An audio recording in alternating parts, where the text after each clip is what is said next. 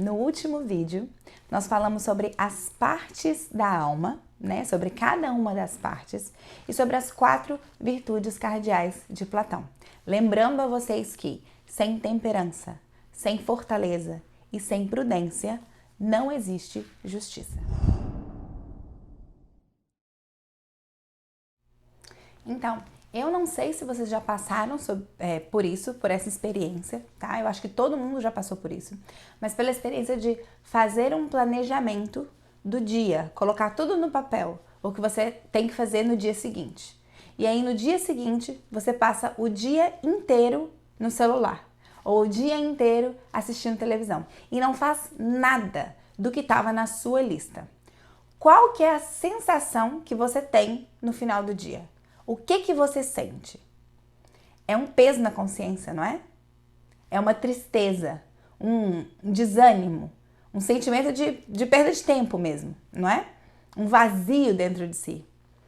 Isso mostra pra gente que, apesar de nós termos um dia de prazeres, um dia de sensações gostosas, porque você ficou curtindo a preguiça, ficou no celular o tempo inteiro, ou ficou assistindo televisão o tempo inteiro, apesar de você ter tido um dia cheio de sensações gostosas, de prazer, você não completou o seu dia com felicidade, tá? E ao contrário, quando a gente consegue cumprir tudo o que estava na nossa lista, todas as atividades que a gente tinha se proposto a fazer, né? Ainda que a gente termine o dia cansados, a gente se sente bem. A gente sente que o dia rendeu, né? Que nós somos produtivos. A gente se sente feliz. É justamente isso, tá? E isso, gente, acontece com tudo. Tudo que a gente precisa fazer e que a gente se propõe a fazer. Dieta, educação dos filhos, faxina da casa, render no trabalho, se propor a não reclamar, tá? Tudo é a mesma coisa. Se a gente consegue fazer o que a gente tinha se proposto, a gente tem essa sensação, uma sensação boa. A gente consegue um pouquinho dessa felicidade, tá? Mas para isso, a gente precisa ter a vontade forte. E é exatamente por isso que um homem que é desordenado, ele não consegue ordenar a sociedade, tá? Porque ele não vai conseguir agir com justiça, né? Muito pelo contrário, ele vai impor a sua desordem. Ele vai chamar de direito aquilo que são seus desejos mais primitivos, aquilo que são seus vícios. Ele vai começar a chamar isso de direito, tá? Por isso é que o excesso de liberdade resulta em tirania e não em justiça, tá? Porque o excesso de liberdade, ele gera um homem desordenado.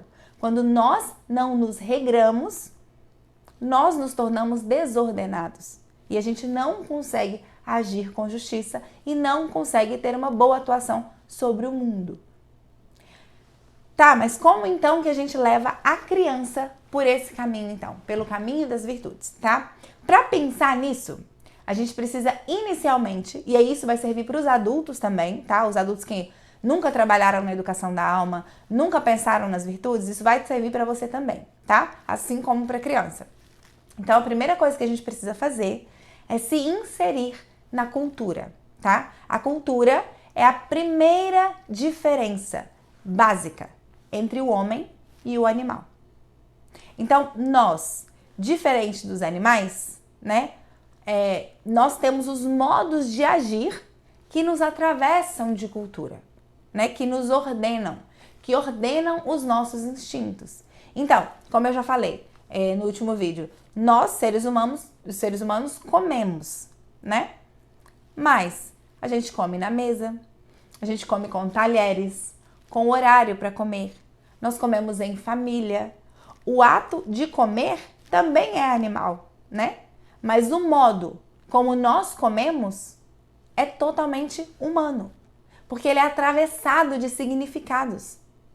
E isso faz com que cada vez que nós comemos, a gente se torne mais humanos. Então, dormir, nós dormimos, né?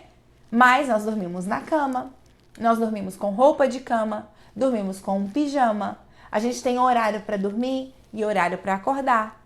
A gente não fica o dia inteiro na cama, a gente não dorme a qualquer hora, né? A cama é um lugar onde a gente relaxa o nosso corpo, onde a gente pensa como foi o nosso dia, a gente planeja o próximo dia, onde a gente descansa, né? A cama é o lugar onde nós morremos e renascemos simbolicamente todos os dias. E isso, gente, é coberto de significado, tá? Então é importante a gente cuidar para que as crianças elas sejam inseridas nesses movimentos de cultura. E que elas não façam as coisas sem prestar atenção, de qualquer jeito, como os animais fazem, tá? É claro, gente, que existe um momento da infância que a criança ela brinca pulando no sofá, né? Que ela brinca correndo pela casa, que ela joga os brinquedos no chão, joga as almofadas no chão, que ela grita, né?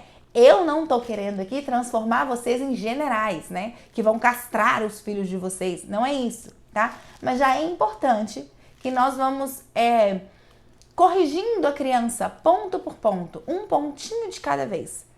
Dizer pra ela que ela pode brincar sem gritar. Pedir pra ela que quando ela terminar aquela atividade ou quando ela for trocar de atividade, que ela recolha os brinquedos que ela bagunçou, tá? Então aqui em casa, por exemplo, quando eu tinha mais crianças, eu pedia sempre o respeito quando uma criança estava dormindo. Aí eu pedia para as outras para falarem mais baixo, né? Não fazer tanto barulho. No quarto, a criança estava com o ruído branco ligado, ou seja, ela não ia acordar, né? O barulho lá de fora não ia acordar essa criança, tá? Então, por que eu pedia para eles fazerem mais silêncio? Por que eu pedia respeito? Porque o respeito e a empatia são movimentos de cultura. Então eu aproveitava essa oportunidade para inserir as crianças na cultura, para fazer com que elas saíssem do lugar dela e olhassem para o outro e prestassem atenção no irmãozinho que está dormindo, tá? E respeitassem esse irmãozinho. Então, a gente precisa cuidar das músicas que as crianças estão escutando, né? As músicas com muitas vibrações, elas são músicas que alimentam a parte baixa da alma, os prazeres baixos da alma, tá? Não é de se estranhar, por exemplo, que as pessoas quando vão para as raves ou para os bailes funks, que são músicas com muita vibração mesmo, né? A pessoa, ela praticamente deixa de ser um indivíduo, né? Elas se transformam em um poço de desejos a serem saciados, né? É sexo, droga, bebida, vaidade, orgulho. Eu quero que todo mundo olhe pra mim, todo mundo olhe pra mim. Isso alimenta os prazeres da parte baixa da alma, tá? Então, gente, para as crianças, dê preferência para livros, dê preferência para esportes, para contato com os pais, com a família, tá? Dê tempo livre para que a criança pense, para que a criança imagine, para que a criança crie. Se a criança está brincando, por exemplo, de luta, você pode criar para ela uma causa justa, né? Você pode trabalhar com ela, por exemplo, a força, você pode trabalhar com ela a coragem, né? A honra, a lealdade, a bondade naquela brincadeira, tá? Então cria um momento, cria um porquê, uma causa para aquela brincadeira. Aproveite esse momento para trabalhar com essa criança os conceitos, para trabalhar a inteligência dessa criança, tá? Isso vai inserir a criança na cultura. Isso vai ajudar a criança a fazer esse movimento de ascensão, tá? Esse movimento de elevação da alma para mais próximo do modelo, tá? Então, o segundo ponto que eu quero abordar com vocês é sobre as correções. A gente vai falar mais sobre as correções, tá? Mas tem muitas linhas na educação hoje que elas oferecem caminhos, assim, um tanto quanto perigosos, tá? Para a formação das crianças. E aí, nessas linhas teóricas, as crianças elas não podem receber nãos, elas não podem se frustrar de jeito nenhum, tá? Os pais, eles precisam ser só amigos dos filhos, né? Eles não podem fazer nada que vai entristecer os filhos, senão eles vão perder a amizade e o amor dos filhos. A sensação que eu tenho é que o pai e o filho, eles estão ligados por uma teia de aranha e que qualquer coisa que fizer, aquilo vai se romper, né? E não é assim na realidade, tá? Essa ideia, ela vai vir de um mito, de que a criança, ela nasce boa, ela nasce perfeita, ela nasce pura e que a gente não precisa fazer nada. A gente vai falar mais sobre esse mito também, tá? O problema é que se a gente presta atenção nas crianças, tá? E na gente mesmo, como a gente fez no último vídeo, a gente vai conseguir perceber que existe uma desassociação entre as faculdades humanas. Então é como se cada faculdade estivesse indo para um lado diferente. Elas não estão caminhando no mesmo sentido, tá? Então, só lembrando aí, quais são as faculdades? Os afetos, né, que vão ser ali os instintos, a vontade e a inteligência. As pessoas, né, os pais em geral, normalmente eles se lembram de educar a inteligência, ou eles pelo menos tentam, né? Aí eles colocam as crianças nas melhores escolas, eles compram livros, põem nos melhores cursos. Eles também se lembram, a maioria das vezes, de educar o físico da criança. Então eles estimulam a criança, ensinam a criança a virar, a engatinhar, a andar, aí depois colocam nos esportes, depois põem na academia. Eles dão força de ação para essas crianças no mundo, tá? Possibilidade de ação no mundo. Então eles acabam educando o físico também. Mas, normalmente, os pais eles não fazem ideia de que a vontade da criança ela também precisa ser educada, tá? E mais do que isso, sem uma vontade educada, a inteligência e o físico, eles não vão conseguir cumprir plenamente os seus objetivos, tá? Então, só relembrando aqui, né? Os afetos, os instintos, né? Eles vão ser formados a partir dos nossos sentidos. Se a gente sente prazer naquilo, nós fazemos. Se nós não sentimos prazer, a gente rechaça, a gente não quer fazer aquilo, tá? Então, os sentidos, né, os afetos, como eu falei, os instintos, eles não são ruins. A gente já viu isso, né? Eles são essa força que a gente precisa para viver, para agir no mundo, tá? Mas eles estão desregrados. Essa que é a questão, eles são totalmente desregrados, tá? A vontade, que vai ser a segunda faculdade, né? Ela é justamente o que vai regrar esses instintos, esses afetos, tá? Ela é responsável por querer e por agir. Então, ela vai reconhecer os conceitos da inteligência, ela vai querer, ela vai desejar corresponder a eles, e aí, então, a ação acontece. A vontade, ela é a liberdade do agir, tá? Ela usa a energia que a gente tem para escolher a ação e direcionar essa ação, tá? Então, uma pessoa com a vontade fraca, ela não consegue pegar os conceitos universais que ela tem na inteligência e atuar em consequência deles, tá? E aí a gente fala, então, da inteligência. A inteligência é o que vai formar e hierarquizar os conceitos universais, tá? Então, só lembrando aqui o que são os conceitos universais. Eu falei, então, do exemplo, né, da criança que está olhando para as coisas e aprendendo o que é um caminhão. Então, ela olha carro, caminhão, carro, caminhão, carro, caminhão. E aí, com esses erros e acertos, ela consegue montar, ela consegue internalizar o conceito de caminhão. Até que ela consiga identificar um caminhão, mesmo que ele esteja descaracterizado. Então, ela olha para um caminhão sem rodas, por exemplo, e ela sabe que é um caminhão. Porque ela já tem o conceito de caminhão nela, tá? E aí, só lembrando que isso é um conceito material. Os animais, eles também têm esse conceito material, tá? Os cachorros, por exemplo, conseguem reconhecer as rodas das motos, as rodas das bicicletas, não é mesmo? Então, mas os conceitos imateriais, eles são próprios do ser humano. Então, como diz o cantor, agora eu já não lembro quem que era o cantor, mas que fala, e me fala de coisas bonitas que eu acredito que não deixarão de existir. Amizade, palavra, respeito, caráter, bondade, alegria, amor. Tudo isso são conceitos imateriais que não deixarão de existir, porque a gente não consegue destruir o que é imaterial. A gente consegue destruir o material, né? Mas o material não vai deixar de existir, tá? Justamente porque ele é imaterial. Então, é por isso que só é possível ao pai educado educar os seus filhos. Se você está tentando, por exemplo, formar no seu filho o conceito de que a verdade precisa sempre ser dita, se você, nesse momento, mente, o que acontece? Esse conceito ele não se fixa na cabeça do seu filho. Ou pior, tá? Esse conceito ele vai se fixar, né? Mas ele se fixa como eu posso mentir se eu for ganhar alguma coisa em troca disso, né? Então, é isso. A gente precisa se ordenar e só a gente sendo ordenado e agindo de acordo com a nossa consciência, de acordo com a nossa inteligência, é que a gente consegue ser exemplo dessa ação no mundo para os nossos filhos, para que eles também consigam ser transformados e caminhar em busca da maturidade, tá? E aí, nós vamos falar mais sobre isso, né, depois um pouco, mas os conceitos, eles são formados pela repetição e pela observação, sempre. Então, você precisa repetir, repetir, repetir e mostrar para a criança como fazer, tá? Senão, os conceitos universais, eles não se criam, eles não se fixam. Então, não adianta você dizer para o seu filho que ele precisa ajudar as outras pessoas se você não ajuda. Não adianta você dizer para o seu filho que ele precisa rezar se você não reza.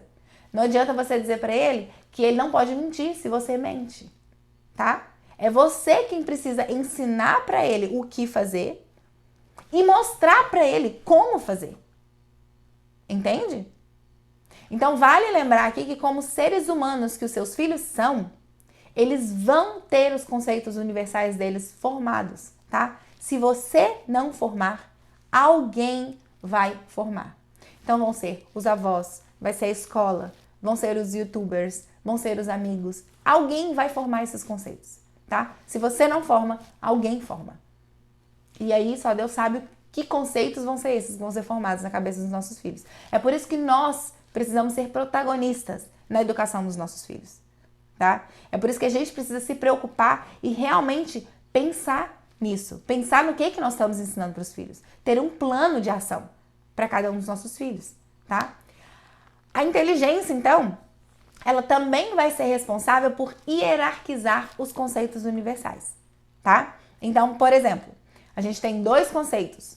Um conceito de que eu devo me relacionar com Deus e outro de que eu preciso cumprir as minhas atividades com a minha família, por exemplo, né? Então, a sua inteligência é o que vai hierarquizar isso em cada momento, tá? Então, por exemplo, a sua inteligência vai pensar nesses dois conceitos e vai falar, ok, eu preciso me relacionar com Deus, mas eu não posso, por exemplo, ficar o dia inteiro na igreja, entende? Então, é ela que vai colocar cada coisa ali no seu lugar, né? Então, por exemplo, vamos supor que o pai está indo para o trabalho, né? Ele sabe que ele precisa cuidar do filho dele. Isso é um conceito universal. E ele sabe que ele precisa trabalhar. Isso é outro conceito universal. Então, nesse momento que ele está saindo de casa, o conceito universal do trabalho, a inteligência dele colocou em primeiro lugar. Falou, agora eu preciso sair para trabalhar. Esse momento é para trabalhar. E enquanto ele está indo no caminho do trabalho, se a mãe liga e fala, tô indo pro hospital porque o fulaninho acabou de sofrer um acidente, se cortou, a gente tá tendo que ir pro hospital. Então, a inteligência vai mover esses conceitos. Ela vai olhar para os dois conceitos de novo e vai ver, ok, agora é o meu filho. Então, agora eu preciso colocar o meu filho antes do meu trabalho. Então, é a inteligência que faz todos esses movimentos, tá? Então, como que funciona isso na prática com a criança? Então, depois que eu gravei o primeiro vídeo, eu ainda fui organizar algumas coisas, mexer no conteúdo desse vídeo de hoje, né? Enfim, fui organizar algumas coisas que precisavam ser organizadas e eu fui dormir muito tarde esse dia. No outro dia, quando o celular despertou, o cavalo preto me deu um coice, tá? Foi isso. Só que nessa hora, a minha inteligência, ela trouxe para mim um conceito universal. A minha inteligência falou para mim assim, Débora, hipocrisia é quando você fala uma coisa e você não faz. Você estava falando sobre isso ontem. Aí, o meu cavalo branco puxou de volta o cavalo preto e eu consegui me levantar. Entende como que funciona? Na tomada de decisão, quando o despertador toca, a inteligência pensa em um conceito universal, ou pensa nos conceitos universais. Eu preciso me levantar para ir para o trabalho, ou eu preciso me levantar para preparar o café, ou eu preciso me levantar para fazer minhas orações, senão eu não faço depois que as crianças acordarem, por exemplo, tá? Depois, no âmbito da vontade, vai acontecer uma conversa, tá? Entre a inteligência e os afetos, e os instintos. Então, os instintos vão responder, ai, mas a cama tá tão gostosa. Ou então, nossa, mas eu ainda tô com tanto sono. Mas eu fui dormir tão tarde ontem, né? Acho que eu mereço um pouco. Ou então, não, mas tá tão frio. Eu podia ficar só um pouquinho mais debaixo da coberta, né? E aí, essa conversa vai acontecer e a vontade vai tomar decisão e vai agir, tá? É assim que acontece, então. Então, normalmente, o que acontece nesse momento? A gente aperta o soneca. O que é o soneca? O soneca é um tipo de trapaça, né? Porque a gente não contraria a inteligência, mas cede um pouquinho mais para os instintos, tá? Então, o soneca é um tipo de trapaça. E é por isso que o minuto heróico, que é você levantar exatamente na hora que o celular desperta, isso é uma forma de você trabalhar a sua vontade, né? Justamente porque a sua vontade precisa se fortalecer para que você consiga tomar essa decisão de acordo com a sua consciência e não com seus instintos, tá? Em uma criança pequena, por volta aí dos 7 anos, a inteligência e a vontade ainda não estão funcionando, tá? Na verdade, mais novinho que isso. Vamos aí lá para os seus 4 anos, 3 anos. Não tá, 7 anos ainda não está completamente formado, mas já está mais formado um pouco, tá? Então vamos dar o exemplo aí lá para os 4 anos de idade. Então, mais ou menos lá para os 4 anos de idade, a vontade e a inteligência, com certeza, elas não estão formadas ainda, tá? Só que os afetos, eles estão a todo vapor. Entende? Então é por isso que nós, os adultos, a gente precisa ser vontade auxiliar das crianças. A gente precisa interpretar a realidade, ser inteligência das crianças, porque essas faculdades ainda não estão bem formadas nessa idade, tá? Então uma criança, quando ela vê um doce, ela come. É isso. Por quê? Porque o doce, ele satisfaz os sentidos dela. O doce é gostoso. Tá? Ela não consegue não comer o doce. Não é pirraça, não é que ela tá te testando, não é que ela tá querendo caçar confusão com você, não é maldade. É porque ela realmente não consegue não comer o doce. Ela vai lá e come, tá? Então os pais, eles precisam pensar pela criança, dizer para ela, ser inteligência dela, dizer para ela o porquê que ela não pode comer aquele doce e não deixar a criança comer o doce. Ser a vontade da criança também, tá? E aí nessa hora o que a criança faz? Ela chora. Por que ela chora? Porque a criança é puro afeto, ela é puro sentido e é assim que ela vai responder, pelos sentidos também, tá? Então a criança, ela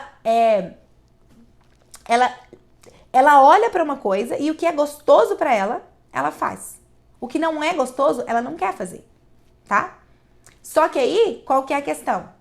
Os filhos, eles sabem, as crianças, elas sabem o que é bom e ruim para os sentidos. Nós precisamos ensiná-los o que é bom e o que é ruim, apesar dos sentidos. Tá? Então, por exemplo, o remédio. O remédio, mesmo não sendo bom para os sentidos, ele é bom. Entende? Então, a gente precisa mostrar para a criança que existem coisas boas que parecem ruins e coisas ruins que parecem boas. Tá? Então, a criança, ela já tem essa diferenciação dentro de si. A gente precisa conseguir ajudar essa criança a identificar o que é bom, de verdade, através do sentimento de dever cumprido, de uma recompensa dentro dela mesma, tá? Essa recompensa dentro dela é uma satisfação verdadeira, é uma satisfação, uma felicidade duradoura, tá? Que a gente sente quando a gente faz alguma coisa que é verdadeiramente boa, tá? Então lembram vocês, uma vez que vocês deram comida para alguém que estava com fome, ou visitaram um asilo, ou um orfanato, fizeram alguma coisa que alguém precisava, tá? Ajudaram realmente de uma forma, assim, que a pessoa precisava daquilo e você foi lá e fez, tá? O que você sente? Assim, não dá muito bem para explicar, né? Não dá. É uma sensação de peito cheio, né? Uma sensação de plenitude. Você se encheu mesmo, né? Essa é a sensação que a gente tem. É assim, quase um... Nossa, eu vou estourar. Não dá muito para explicar o que é isso, mas é essa sensação, esse peito cheio que você sente, a criança também sente, tá? Então, quando isso acontecer, quando a criança experimentar essa sensação, nós, pais, precisamos ser intérpretes da realidade para esses filhos. Ensinar, mostrar para eles o que é que eles estão sentindo. Ensinar para eles que eles precisam agir baseado nessa sensação de dever cumprido, de plenitude, de felicidade verdadeira, entende? E não agir, por exemplo, para ganhar um presente. Ou agir para ganhar alguma coisa que vem de fora, tá? Mas ela precisa olhar para dentro dela mesma e fazer as coisas que tragam essa sensação de dever cumprido. Deu para entender o que eu tô falando? Essa sensação de eu fiz o que eu tinha que ter feito. Eu fiz o que foi certo a se fazer, tá? Então, na prática, como que isso vai funcionar? No início, a criança, ela é puro afeto, né? Ela é puro instinto, puro sentido.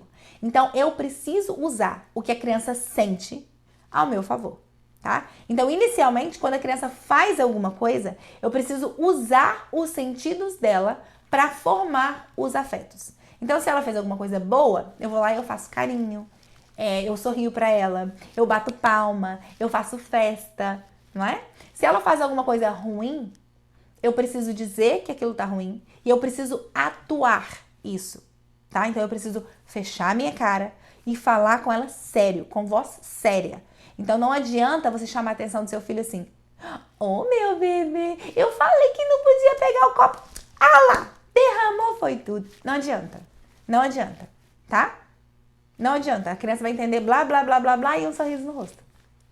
Entende? Então isso não vai adiantar. Sermão com criança, gente, também não funciona, tá? Não adianta ficar falando, porque criança não funciona pelo intelecto. Ela não funciona pela inteligência ainda, tá? A inteligência da criança não está formada. Eu lembro, por exemplo, de um exemplo da Déia Camargos, não sei se vocês conhecem, que ela fala que uma vez eles tinham terminado de jantar e aí as crianças pediram pão, logo depois da janta. E aí ela foi, né? As crianças tinham comido bem, então ela foi, né, conversar com eles e usar isso como educação, né? E aí ela foi falar com eles: "Não, filhos, mas tem muita gente passando fome no mundo. Não é essa a relação que a gente precisa ter com a comida. A gente precisa comer, não pode comer exageradamente, não é assim que a gente faz. Vocês sabem quantas crianças no mundo estão passando fome?" E aí o filho dela respondeu: "Sei, 2, eu e meu irmão." É isso. A criança, ela não vai pensar lá no outro continente. Não vai, gente. A criança é aqui e agora, é o que ela tá sentindo. Então é por isso que não adianta a gente ficar dando sermão e sermão e sermão e sermão, tá? Quando a criança, ela ordenar um pouco mais os instintos, as sensações dela, aí a gente precisa começar a chamar a atenção dela para esse sentimento de missão cumprida, de dever cumprido, de ter feito certo, tá? Assim, e aí você vai trabalhando esse sentimento com a criança. Quando ela crescer mais um pouco, ela vai começar a agir não só pelos sentidos, mas ela vai agir entendendo o que ela tem que fazer com a inteligência e obedecendo pela vontade. Isso é que é a obediência verdadeira, porque ela vai escolher fazer. Ela vai usar a liberdade dela para fazer o que é certo de acordo com a inteligência, tá? Mas como a inteligência dessa criança está sendo formada, muitas vezes as crianças, elas vão começar nessa hora a testar os conceitos universais, tá? E aí já não é mais com tanta inocência, não. Aí ela vai fazer para te testar mesmo, tá? Para testar mesmo os pais. É para colocar em xeque aquilo que você falou, tá? E isso, gente, é assim mesmo, tá? Isso é natural da criança. Porque isso é um movimento da inteligência que está explorando as coisas, que está colocando mesmo em xeque aquilo que ela aprendeu e vendo se é isso mesmo, tá? É por isso que é tão ruim a gente usar dizeres como: "Se você for pra rua, o homem do saco vai te pegar." Ou "Se você não escovar os dentes, as baratas vão andar na sua boca", né? "Quem pula a janela não cresce mais." Entende? Porque o que vai acontecer? Nessa hora que a criança começar a testar, né? Se ela for pra rua e ela ver que não tem homem do saco, e aí? Se ela pular a janela, ela vai ver que não aconteceu nada. Nessa hora, a sua autoridade vai cair por terra, tá? E ela vai começar a testar todos os conceitos que você já ensinou. Ou então, muito pior, ela já vai entender que a mãe dela não sabe de nada. Ou que o pai não sabe de nada. Tá? É por isso que é importante a gente sempre trabalhar com a verdade. Sempre observar quais são os conceitos que estão sendo formados nos nossos filhos. Tá? Ter um plano mesmo para cada um deles. deles. Qual que é a característica principal do meu filho? Qual que é o maior defeito dele? Como que eu trabalho isso no meu filho? Para onde o sentido dele, o instinto dele está levando ele nesse momento? Como que eu vou trabalhar isso? Tá? E aí acompanhar esse desenvolvimento da inteligência e da vontade do seu filho. Então, com esses conceitos bem trabalhados, tá? Quando esses movimentos de teste começarem a acontecer, os pais eles precisam entrar fortalecendo a inteligência da criança, falando para ela o que foi que deu errado, né? E fazendo a criança reparar o erro dela, reparar o que foi feito, tá? Para que a criança consiga se corrigir, tá bom? Por isso é que muitas vezes, né, é importante que a gente deixe a criança sofrer as consequências dos próprios atos, tá? Gente, eu não estou falando para ninguém deixar uma criança perder um braço, não é isso, tá? Mas as crianças, elas aprendem caindo do sofá quando elas pulam, ficando com fome quando elas não comem, quebrando um brinquedo quando elas jogam ele no chão, tá? Então, olhe para a ocasião, avalie, escolha a ocasião que você quer trabalhar, avisa o que vai acontecer e deixa acontecer, tá bom? As crianças, elas aprendem com isso. Elas vão aprender e aí elas vão olhar para você e essa sua autoridade vai aumentar, porque ela vai olhar para você e vai falar, a minha mãe sabe mesmo do que ela tá falando, tá? Então, para finalizar, queria falar para vocês que crianças que são educadas pelo mundo, pelas pessoas de fora, tendem a buscar o prazer, buscar a felicidade, o prazer não, buscar a felicidade fora delas mesmas, tá? Nós precisamos educar os nossos filhos para buscar a felicidade dentro deles mesmos. A felicidade de ter feito o que precisava ser feito. A felicidade de ter feito todas as atividades da lista. Entende? É isso que a gente precisa fazer com que os nossos filhos entendam. Que eles precisam agir baseado nessa sensação de dever cumprido. Tá? Assim é que a gente vai ajudar a fazer com que os nossos filhos cresçam em sabedoria, em estatura e em graça. Em outras palavras, em inteligência, em idade e em potências da alma, tá? É por isso que essa missão educativa é dos dois, é de ambos os pais, porque eles vão se completar, eles vão se ajudar, eles vão se corrigir nessa busca pelas virtudes, nessa autocorreção, nessa educação própria deles mesmos, para que isso transborde no ambiente familiar, para que isso transborde na criança, tá? E, gente, vocês só vão conseguir educar os filhos de vocês se vocês entenderem que a educação dos filhos não está restrita ao lar. Porque pessoas, gente, formam pessoas, tá? Como eu falei, a gente tem a característica animal, a gente tem a característica vegetal, não é? A característica vegetal é a de transformação, a do animal, de locomoção. Então, onde nós vamos, nós transformamos, tá? Uma vida bem vivida, por si só, forma outras pessoas. A educação que você dá para o seu filho não vai parar na sua casa. O seu filho vai transformar outros. Ele vai transformar, ele vai ter um impacto real na sociedade, tá? Então, a educação, ela não é só dentro de casa. E a gente só vai conseguir educar as crianças de verdade se a gente conseguir entender isso. Então, essa história de que, eu vou ensinar meu filho a se bastar. Ninguém vai pisar no meu filho, ninguém vai nem mexer com ele. Meu filho vai ser autossuficiente. Ele vai dar respostas à altura. Não é assim que a gente pensa? Não é para ser assim, gente. Os nossos filhos, eles precisam aprender a, quando eles estão sozinhos, eles trabalharem as próprias virtudes. Trabalhar a humildade, por exemplo. Tá? Então, se ele está lá sozinho na fila do McDonald's e alguém entra na frente dele, alguém fura a fila descaradamente, ele precisa conseguir olhar para aquela situação e falar, ok, o que eu quero fazer aqui agora é ir lá xingar essa pessoa e mandar ela lá para o final da fila. Mas eu vou usar isso para trabalhar a minha humildade, para trabalhar a minha paciência. Eu vou só abaixar a cabeça. Então, ele precisa ter essa capacidade de conseguir se trabalhar, de trabalhar as próprias virtudes, entendeu? De dar a outra face, de trabalhar a própria paciência, de às vezes ser tapete para que os outros pisem, tá? Mas o seu filho, ele também precisa, quando ele tá, por exemplo, frente aos outros, junto com o irmãozinho dele, Ele ser forte o suficiente para proteger o irmão, caso alguém, por exemplo, venha e tome o lanche do irmão na escola, né? O seu filho precisa ter coragem o suficiente para ir e defender o irmão, para defender a honra da família, por exemplo, tá? Para defender uma pessoa que foi injustiçada e que ele nem conhece. Entende? Vocês conseguem entender o que eu tô falando? Eu tô falando aqui que as crianças, elas precisam ser ensinadas, né? Elas precisam ser orientadas para que elas sejam fortes sem perder a humildade. Para que eles sejam corajosos sem perder a cautela. Para que eles sejam exaltados sem perder o cuidado com o outro. Eles precisam aprender a lutar pela verdade, a lutar pelo bem, a lutar por aquilo que eles aprenderam, a lutar por aquilo que a consciência deles está dizendo, tá?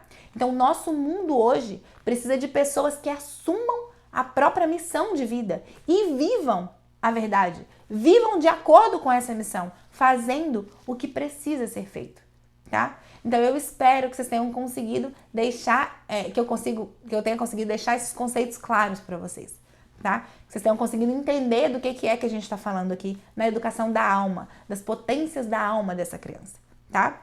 Então, no próximo vídeo, a gente vai falar apenas da prática. Esse ainda foi um pouco teórico, né? Mas a gente vai falar apenas da prática, né? De como que a gente educa a criança nos 4 pilares da infância: no sono, higiene, alimentação e ordem, que é a maior parte do que precisa ser trabalhado na infância mesmo, tá? Então, isso também vai servir para os adultos que nunca trabalharam as virtudes. Então, os adultos também vão começar por aí, tá? Com a diferença que, com as crianças, a gente vai ter que ter muita paciência, repetir 1000 vezes, ensinar com cuidado, com cautela e com muita paciência. E conosco mesmo, com nós, adultos, a gente precisa ser violento.